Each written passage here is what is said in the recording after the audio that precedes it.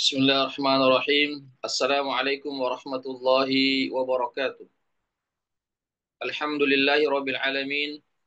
Wassalatu wassalamu ala al-mab'uthi rahmatan lil alamin. Wa ala alihi wa sahbihi wa man sara ala nahjihi wa qatafa atharahu ila yaumil qiyamah. Wa ba'd. Ikhwatal Islam rahimakumullah. Para peserta kajian hadis yang dirahmati Allah. Pertama-tama kita senantiasa memuji Allah Subhanahu wa taala dan bersyukur kepadanya atas segala limpahan rahmat dan hidayahnya sehingga pada pagi hari ini kita masih diberikan nikmat kesehatan, kesempatan, kekuatan dan hidayahnya tentunya, taufiknya, inayahnya, ma'unahnya sehingga kita dapat dipertemukan kembali di ruang Zoom ini dalam program kajian hadis. Salawat dan salam senantiasa tercurahkan kepada junjungan kita Nabiullah Muhammad sallallahu alaihi wasallam beserta keluarga dan para sahabatnya, para pengikutnya yang tetap setia berpegang teguh kepada sunnah-sunnah beliau dan para sahabatnya hingga hari kiamat kelak. Amin ya rabbal alamin. Ikhwatal Islam rahimahullah. Insyaallah pada pagi hari ini kita melanjutkan kajian hadis kita yang kita bahas dari kitab Syarah Riyadhus Shalihin yang ditulis oleh Al-Allamah Fadilatul Syekh Muhammad bin Shalih Al-Utsaimin rahimahullahu taala, yang merupakan kitab penjelasan atau kitab syarah dari kitab yang sangat terkenal, yang sangat fenomenal, yaitu kitab Riyadhus Shalihin yang ditulis oleh Al-Imam An-Nawawi rahimahullahu taala. Kita sampai pada hadis yang ke-29 tentang sabar. Kita masih membahas tentang bab sabar, yaitu hadis yang ke-29. Saya akan bacakan hadisnya terlebih dahulu. Ya. Wa an Abi Zaid Usamah ibni Zaid ibni Harithah maula Rasulillah sallallahu alaihi wasallam wa hibbihi wa ibni hibbihi. Ya, radhiyallahu anhu. Qala arsalat bintun Nabi sallallahu alaihi wasallam inna ibni qad ihtudira fashhatna fa arsala yuqri'u as-salama wa yaqul inna lillahi ma akhadha wa lahu ma ata, dan seterusnya. Ya, insyaallah saya akan jelaskan hadis ini sebagaimana yang disebutkan dalam kitab ini. Ikhwatal Islam azakumullah, ya.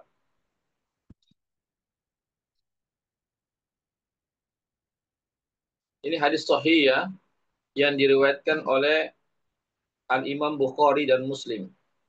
Bunyinya dari Abu Zaid Usamah bin Zaid bin Harithah, ya, mantan budak Rasulullah Sallallahu Alaihi Wasallam. Jadi Zaid bin Harithah itu, ya, atau ya, Zaid bin Harithah itu adalah mantan budak Rasulullah Sallallahu Alaihi Wasallam. Ya, wahibbihi, dan kekasihnya, ya, wa ibni hibbihi, dan anak dari kekasihnya. Artinya Usama itu adalah orang yang dicintai oleh Nabi, begitu juga bapaknya adalah orang yang dicintai oleh Rasulullah Shallallahu Alaihi Wasallam. Ya, jadi ini hadis diriwayatkan oleh Usama. Usama ini adalah anak dari Zaid bin Harithah. Kedua-duanya anaknya yaitu yang bernama Usama dan bapaknya bernama Zaid. Kedua-duanya adalah orang yang dicintai oleh Rasulullah Shallallahu Alaihi Wasallam. Ya. yang mana Zaid ini dulunya budak, ya, lalu ya budaknya Khadijah, ya istri Rasulullah SAW. Lalu Khadijah memberikannya kepada Nabi SAW. Lalu Nabi merdekakan Zaid bin Harisah, sehingga Zaid bin Harisah ini pun menjadi orang yang merdeka. Bahkan Nabi pun sangat mencintainya. Begitu juga anaknya Zaid bin Haris yang bernama Usama juga sangat dicintai oleh Rasulullah Shallallahu Alaihi Wasallam. Ini hadis diriwayatkan oleh Usama bin Zaid bin Haritha. Beliau berkata, Arsalat bintun Nabi Sallallahu Alaihi Wasallam. Bahwasanya suatu ketika anak perempuan Rasulullah Sallallahu Alaihi Wasallam pernah memberikan mengutus seseorang untuk mengabarkan kepada Rasulullah Sallallahu Alaihi Wasallam, ya, inda bani qadah tudira fashhadna, sesungguhnya anakku, ya, ini perkataan daripada anaknya anak perempuannya Rasulullah Sallallahu Alaihi Wasallam. Beliau menyampaikan salam kepada ayahnya yaitu Rasulullah Sallallahu Alaihi Wasallam. Inna bani qad tudira fashhadna, sesungguhnya anakku, ya, sudah dalam keadaan sakratul maut, ya, fashhadna, maka hendaklah engkau ya ayahku datang ke kami menyaksikan anakku yang sementara sedang sakratul maut. Ya, jadi anaknya anak perempuannya Nabi ini punya anak, ya, atau cucunya Nabi ini pada saat itu dalam keadaan sakratul maut, ya, anak yang masih kecil dalam keadaan sakratul maut. Fa arsala yukri'us salam, maka Nabi pun mengutuskan, ya, uh, Nabi pun mengutus seorang sahabat untuk, ya, menyampaikan salam Rasulullah SAW kepada anaknya, ya, kepada anak perempuannya. Dan pesannya Nabi adalah berisi, Inna lillahi ma akhadha wa lahu ma a'ta wa kullu syai'in 'indahu bi ajalin musamma fal tasbir wal tahtasib. Ini pesannya Rasulullah SAW kepada anaknya, ya, anak putrinya yang sedang, ya, yang mana anak putrinya ini memiliki anak yang sedang dalam keadaan sakratul maut. Maka pesannya Nabi ini, ikhwatal Islam azakumullah, inna lillahi ma akhad, sungguhnya Allah Subhanahu wa taala itu berhak mengambil siapa saja yang dia kehendaki atau apa saja yang dia kehendaki. Walahu ma'ata, dan Allah punya hak juga memberikan sesuatu kepada siapa saja yang Allah kehendaki. Wa kullu syai'in, segala sesuatunya itu, indahu, di sisi Allah itu, bi ajali musamma, telah ditetapkan ajal-ajalnya. Telah ditetapkan ajalnya. Ya, jadi segala sesuatu itu semuanya pasti ada akhirnya. Ya, pasti ada akhirnya yang sudah ditetapkan oleh Allah Subhanahu wa taala di Lauhul Mahfuz. Fal tasbir wa tahtasib, maka hendaklah engkau wahai anakku bersabarlah, dan wal tahtasib, dan hendaklah engkau berharap pahala di sisi Allah Subhanahu wa taala. Ya, inilah pesan Rasulullah SAW, ya, memberikan semacam kalimat takziah, kalimat bela sungkawa kepada putrinya, ya. Namun putrinya Pak salat ilaihi, namun putrinya pun mengutus lagi kepada mengutus satu utusan kepada Rasulullah SAW agar Nabi pun menyaksikan, ya, sakratul maut yang dihadapi oleh cucunya. Maka Nabi pun berdiri, ya, bersamanya dengan Sa'ad bin Ubadah, ada juga Muaz bin Jabal, ada juga Ubay bin Ka'ab, ada Zaid bin Sabit, ya, dan sahabat-sahabat yang lainnya, ya. Maka mereka pun mendatangi rumah daripada putrinya, ya, yang mana putrinya itu sedang cucu dari putrinya Nabi itu sedang menghadapi sakratul maut. Maka Nabi pun dengan beberapa sahabat eh, mendatangi rumah putri tersebut, putri Rasulullah SAW. Lalu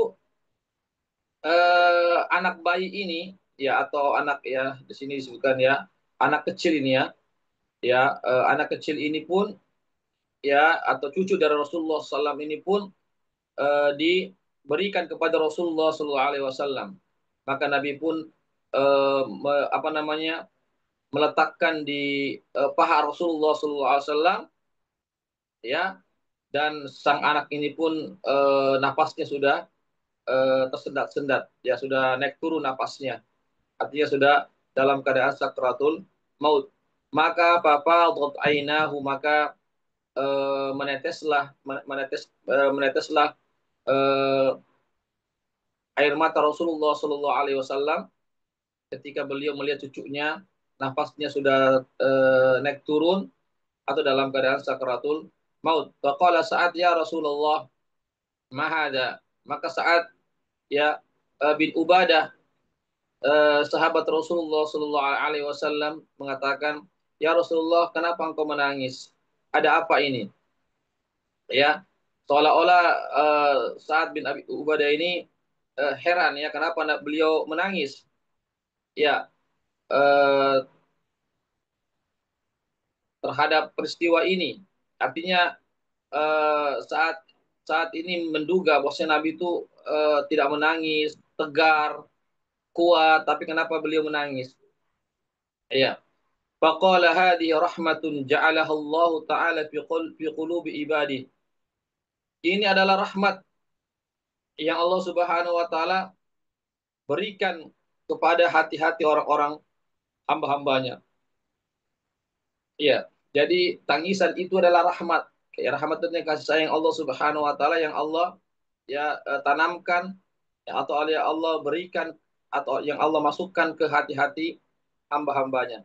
Dalam riwayat yang lain, tangisan ini adalah rahmat atau air mata ini adalah rahmat yang Allah Subhanahu wa taala masukkan kepada hati-hati siapa saja yang Allah kehendaki dari hamba-hambanya. Wa inna ma yarhamullahu min ibadihi ruhama. Sesungguhnya yang sesungguhnya sesungguhnya hamba-hamba yang dirahmati Allah hanyalah hamba-hamba yang penyayang. Ya, ini hadis sahih yang diriwayatkan oleh Bukhari dan Muslim. Jadi ini hadis sangat jelas sekali bahwasanya di sini Nabi pun bersedih ya. Siapa yang tidak bersedih tatkala ada keluarga kita, apalagi cucu atau anak kita yang meninggal dunia, ya, yang dalam keadaan sakratul maut, nafasnya sudah, artinya sudah mendekati ajalnya. Semua orang pasti bersedih.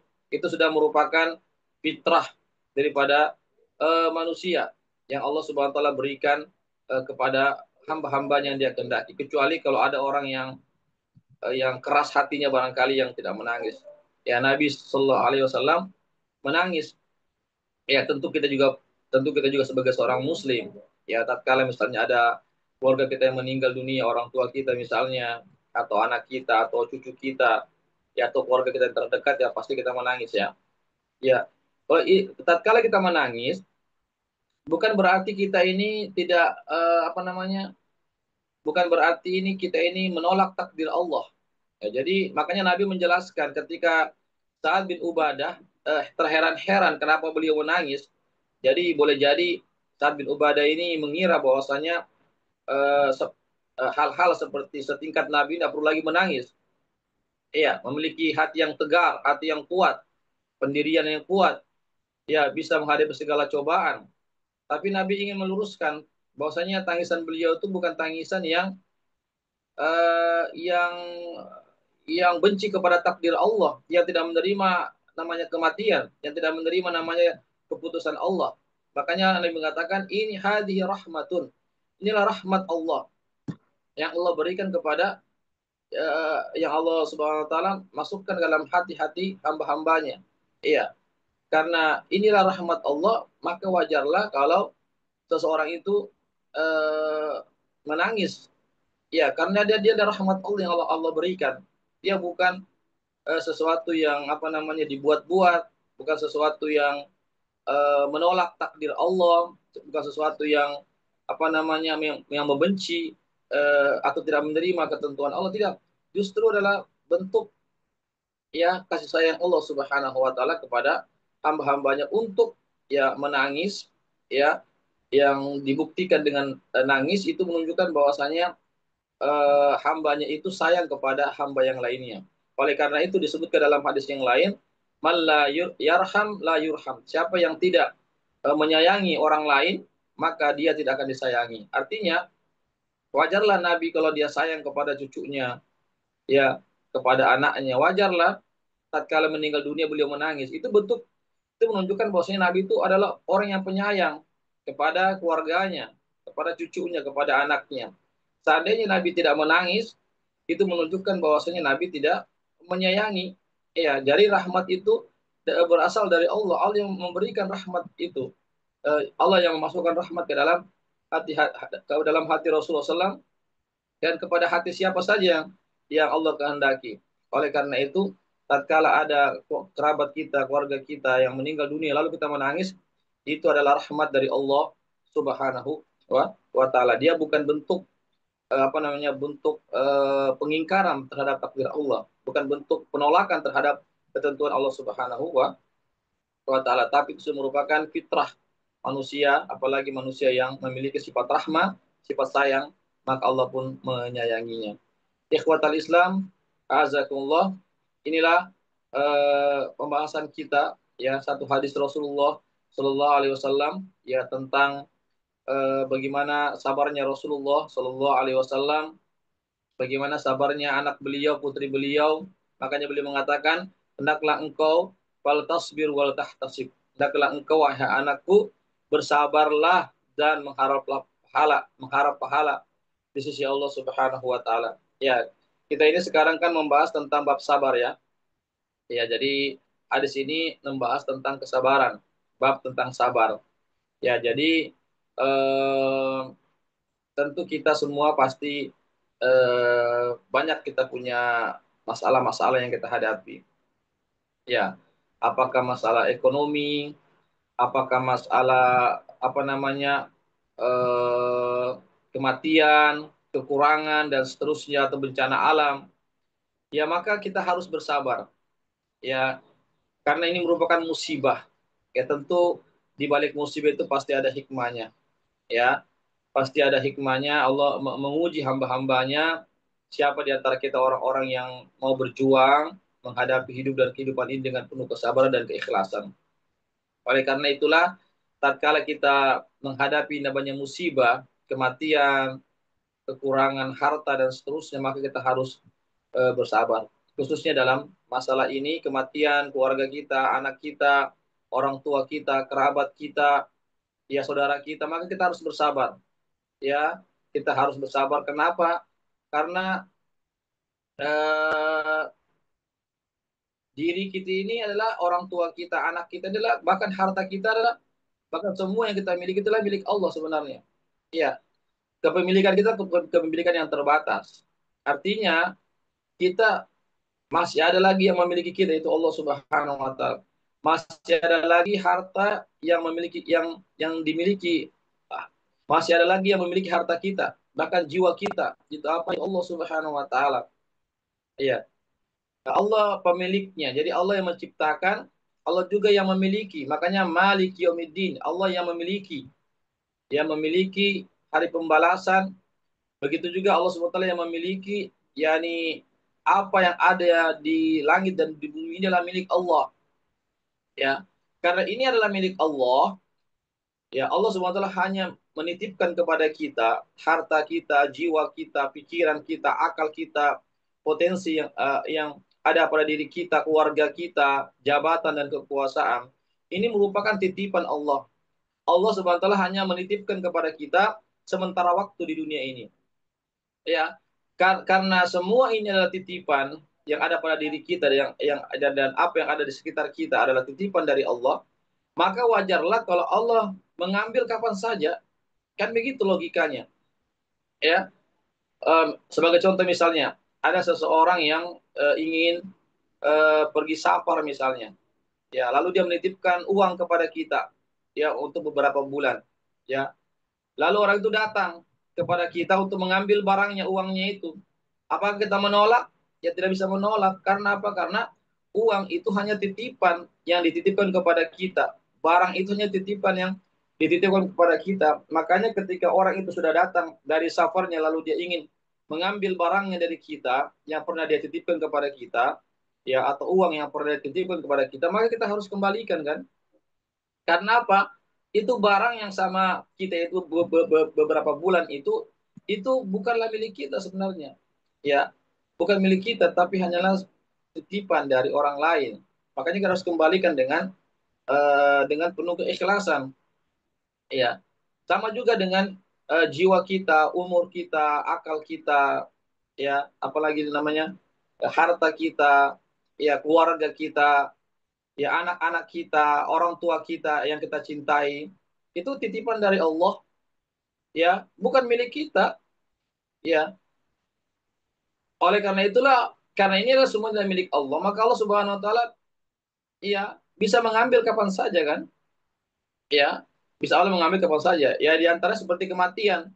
Ketika adanya kematian berarti itu Allah yang mengambil kembali titipan yang Allah berikan kepada kita, yaitu anak, ya, sebagaimana cucunya Nabi, Allah ambil kembali dengan melalui kematian. Ya, ikhwatal Islam azakullah. Oleh karena itulah kita harus bersabar. Ya, harus bersabar, jangan sampai kita ketika tertimpa musibah, kita sampai merobek-robek baju, jangan sampai kita menampar-nampar pipi, jangan sampai kita meraung-raung, sampai kita tidak sadarkan diri, sampai kita mengucapkan kata-kata yang bisa mendatangkan kemurkaan Allah, ya, seolah-olah tidak menerima takdir Allah. Jadi kita harus bersabar, ya, atas musibah apa saja yang menimpa kita, ya, termasuk dalam kematian keluarga atau kerabat kita. Yang kedua, di samping bersabar juga kita harus mengharap pahala, ya, di sisi Allah Subhanahu wa taala, bahwasanya setiap musibah itu, ya, kita harapkan di balik musibah itu ada pahala yang besar yang Allah berikan kepada kita, ya. Oleh karena itulah janganlah kita berburuk sangka kepada Allah, ya, tapi justru kita harus berbaik sangka bahwasanya semoga dengan kematian ini atau musibah ini, ya Allah, Engkau berikan kepada kami, kepada saya, pahala yang besar di sisi ya Allah. Ya, tentu pahala di sisi Allah, ya, tentu lebih baik dari apa yang kita dapatkan di dunia ini. Karena pahala di sisi Allah itu adalah kekal abadi yang kita akan terima nanti pada hari akhirat kelak, yaitu di surga Allah Subhanahu wa taala, atau dia sebagai pemberat timbangan amal kita nanti pada hari akhirat kelak. Ikhwatul Islam azakumullah. Ya, barangkali ini yang bisa kami sampaikan. Jadi, tatkala kita tertimpa musibah, maka ucapkanlah inna lillahi wa inna ilaihi raji'un. Ya, sesungguhnya kami adalah milik Allah dan kami juga akan dikembalikan kepada Allah.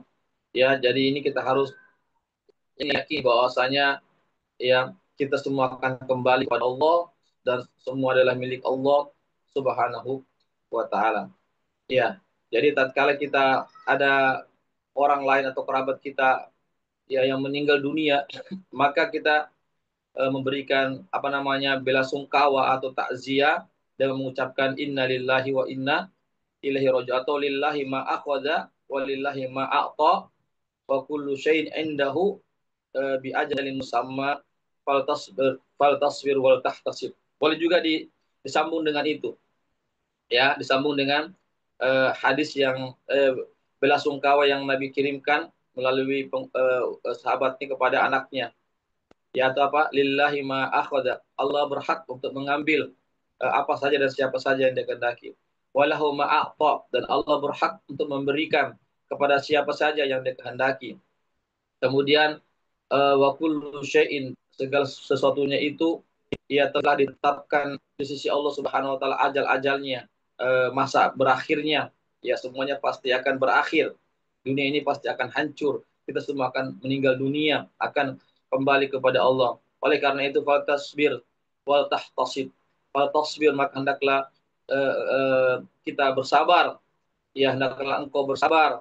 Ya, itu kita sampaikan kepada keluarga yang kita takziahi. Ya, itu takziah artinya memberikan kekuatan kepada orang yang sedang berduka. Kita katakan bersabarlah dan hendaklah kita seraya mengharap pahala atas musibah yang menimpa kita ini.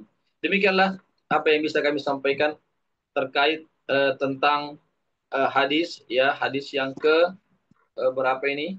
Ya, hadis yang ke-29 ya di bab sabar. Semoga kita semuanya menjadi orang-orang yang bersabar khususnya tatkala kita menghadapi musibah atau mendapatkan musibah baik terhadap diri kita atau terhadap kerabat kita, keluarga kita, maka kita hendaklah bersabar ya karena itu semua merupakan ujian dari Allah dan setiap ujian itu ada hikmahnya dan kita bersabar dan seraya mengharap pahala di sisi Allah Subhanahu wa taala. Demikianlah apa yang bisa kami sampaikan. Mohon maaf atas segala kekurangannya. Sebelum saya tutup, kalau ada yang mau bertanya, dipersilakan. Silakan kalau mau bertanya bisa lewat langsung atau lewat room chat juga boleh tentang masalah sabar. Silakan khususnya kesabaran ketika menghadapi musibah-musibah, kematian, bencana alam dan seterusnya. Bersabar ketika kita ditimpa penyakit, ya, ya, ini semua harus kita hadapi dengan penuh dengan kesabaran. Karena begitulah kehidupan dunia, kehidupan dunia ini banyak cobaan-cobaannya ya. Tapi sekali lagi Allah memberikan ujian itu karena Allah ingin melihat siapa orang yang bersabar dan siapa orang yang berjuang dan terus bersabar di atas jalan Allah Subhanahu wa taala. Ya. Jadi sekali lagi kalau kita ada kerabat kita yang meninggal lalu kita menangis, jangan kita larang. Ya, jangan kita larang dia menangis karena itu merupakan rahmat Allah. Ya, itu yang kita larang kalau dia meratap itu sampai dia pukul-pukul badannya, pipinya, dia tampar-tampar, dia pukul-pukul dinding-dinding rumahnya, atau dia sakit badannya, dia robek-robek bajunya, atau dia mengeluarkan kata-kata yang buruk, yang sehingga yang dapat mendatangkan kemurkaan Allah, perkataan-perkataan jahiliyah, ya sampai menjambak-jambak rambutnya itu yang dilarang. Tapi kalau cuma sekedar tangisan saja, maka itu adalah rahmat dari Allah Subhanahu wa taala yang Allah berikan kepada hamba, yang Allah masukkan ke dalam hati-hati hamba-hambanya yang Dia kehendaki. Semoga kita menjadi hamba-hamba yang penyayang ya, khususnya kepada keluarga kita, kerabat kita ya. Karena kalau kita menjadi orang yang penyayang kepada orang lain, khususnya kepada kerabat kita, keluarga kita yang terdekat, maka Allah akan menyayangi kita.